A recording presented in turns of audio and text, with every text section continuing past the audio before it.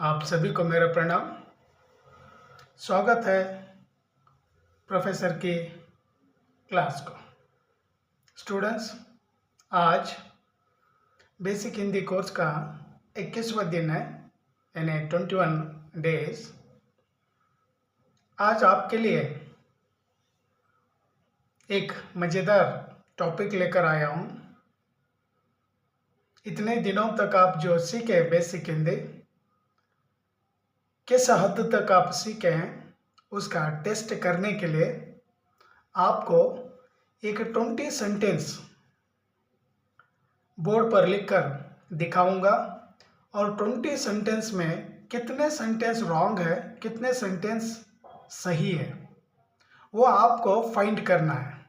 और फाइंड करके आपको कमेंट में क्या मुझे बताना है।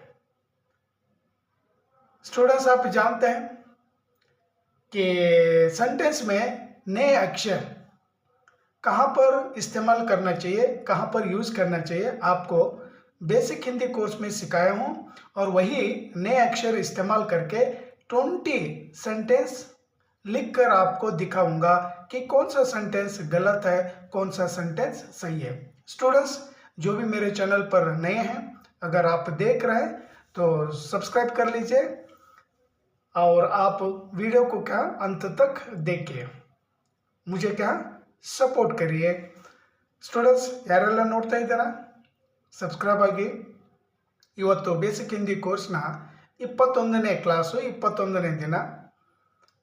ಎಷ್ಟು ದಿವಸ ನೀವು ಏನು ಕಲ್ತಿದ್ದೀರಾ, ಸೆಂಟೆನ್ಸ್ ಫಾರ್ಮೇಷನ್ ಹೇಗೆ ಮಾಡಬೇಕು ಅಂತ, ಅದೇ ಸೆಂಟೆನ್ಸ್ ಫಾರ್ಮೇಷನ್ನಲ್ಲಿ ನೇ ಅಕ್ಷರ ಯಾವಾಗ ಯೂಸ್ ಮಾಡಬೇಕು, ಹೇಗೆ ಯೂಸ್ ಮಾಡಬೇಕು, ಎಂಥ ಸಂದರ್ಭದಲ್ಲಿ ಯೂಸ್ ಮಾಡಬೇಕು ನಾನು ಕಲಿಸ್ಕೊಟ್ಟಿದ್ದೀನಿ। ಆ ಸೆಂಟೆನ್ಸ್ಗಳನ್ನೇ ಇವತ್ತು ನಾನು ಬರೆದ್ಬಿಟ್ಟು ತೋರಿಸ್ತೀನಿ। 20 ಸೆಂಟೆನ್ಸ್ ಬರಿತೀನಿ। ಆ 20 ಸೆಂಟೆನ್ಸ್ಗಳಲ್ಲಿ ಯಾವ ಸೆಂಟೆನ್ಸ್ ಕರೆಕ್ಟ್ ಆಗಿದೆ ಗ್ರಾಮೆಟಿಕಲಿ ಆಗಿ, ಅಂದರೆ ಗ್ರಾಮರ್ ಮಿಸ್ಟೇಕ್ ಇರಲಾರ್ದೆ ಆ ಸೆಂಟೆನ್ಸ್ ಕರೆಕ್ಟ್ ಇದೆ ಅಂತ ನೀವು ಫೈಂಡ್ ಮಾಡಬೇಕು। ಸೊ ಯಾಕೆ ಅದು ರಾಂಗ್ ಇದೆ, ಯಾಕೆ ಈ ಸೆಂಟೆನ್ಸ್ ಕರೆಕ್ಟ್ ಇದೆ, ಆ ಕಾರಣ ಕೂಡ ನಾನು ಹೇಳ್ಕೊಟ್ಟಿದ್ದೀನಿ। ನೀವು ಕೂಡ ಕರೆಕ್ಟ್ ಸೆಂಟೆನ್ಸು ಯಾವುದಿದೆ ಅಂತ ನನಗೆ ತಿಳಿಸ್ಬೇಕು। So students, I will show you 20 sentences and some sentences are wrong, some sentences are correct. You only find which sentence is correct. Why? Some sentences are wrong. Wrong means there is question mark. Why wrong? How can we make it correct? Where we use nay letter. Already I taught you and you know where we use nay letter, nay akshar. That's why I am giving you 20 sentences. You only find which is correct, which is wrong. So this is your test. After 20 days, I am giving you test. So just you feel this is your test and you are giving test. आप समझ लीजिए ये आपके लिए test है और आप किस हद तक सीखे हैं और किस हद तक आप सेंटेंस फॉर्मेशन करते हैं और किस हद तक आप पहचानते हैं कि शुद्ध वाक्य कौन सा है, अशुद्ध वाक्य कौन सा है। वाक्य शुद्ध कीजिए, ये एग्जाम में भी क्या आ जाता है और इसे कहते हैं सेंटेंस करेक्शन। और आपको क्या 20 ये सेंटेंस क्या दिखाऊंगा बोर्ड पर लिखकर, और आप लोग उन सेंटेंस को क्या करेक्ट करने के लिए प्रयास करिए। आइए स्टूडेंट्स, आपको ब्लैक बोर्ड दिखाऊंगा और ब्लैक बोर्ड पर लिखकर भी आपको दिखाऊंगा और आप ही उन सारे सेंटेंस को पढ़कर रॉन्ग और करेक्ट आपको ही क्या फाइंड करना। आइए बोर्ड दिखाऊंगा।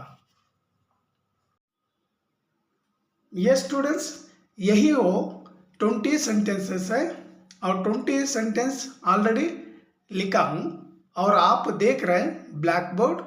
और इन सेंटेंस में से कौन सा सेंटेंस रॉन्ग है, कौन सा सेंटेंस सही है, आपको ही क्या पहचानना है और पहचान कर मुझे बताना है। आप किसी तरह से भी क्या बता सकते हैं कि ये इसका एक पिक्चर आप निकाल लीजिए, एक फ़ोटो निकाल लीजिए और फोटो पर क्या आप कौन सा करेक्ट है, कौन सा सही है, आप मुझे सेंड भी क्या कर सकते हैं व्हाट्सएप पर, नो प्रॉब्लम। सो यहाँ पर ये सेंटेंस देख लीजिए और एक एक सेंटेंस पढ़कर आपको समझाऊंगा। मैंने रोटी खाया, फर्स्ट क्वेश्चन, रॉन्ग और करेक्ट यू ओनली फाइंड। मैंने रोटी खाई, ये दो मैंने मैं लिखकर आपको दिखाया हूं, तो ये दोनों में से कौन सा सही है और कौन सा रॉन्ग है आपको ही क्या पहचाना। ಸ್ಟೂಡೆಂಟ್ಸ್, ಈ ಎರಡು ಸೆಂಟೆನ್ಸ್ ಅಲ್ಲಿ ಯಾವುದು ಕರೆಕ್ಟ್ ಆಗಿದೆ ಯಾವುದು ತಪ್ಪಿದೆ ಅನ್ನೋದನ್ನು ನೀವೇ ಫೈಂಡ್ ಮಾಡಿ ನನಗೆ ತಿಳಿಸಬೇಕು। मैंने रोटी खाया, मैंने रोटी खाई ಎರಡಾಯ್ತು। थर्ड क्वेश्चन इज रवि ने कहानी लिखी, राधा ने कहानी लिखा। इनमें से कौन सा सेंटेंस सही है और कौन सा सेंटेंस गलत है, ओके ना। नेक्स्ट फिफ्थ, गीता ने पाठ पढ़ी, राजा ने पाठ पढ़ा।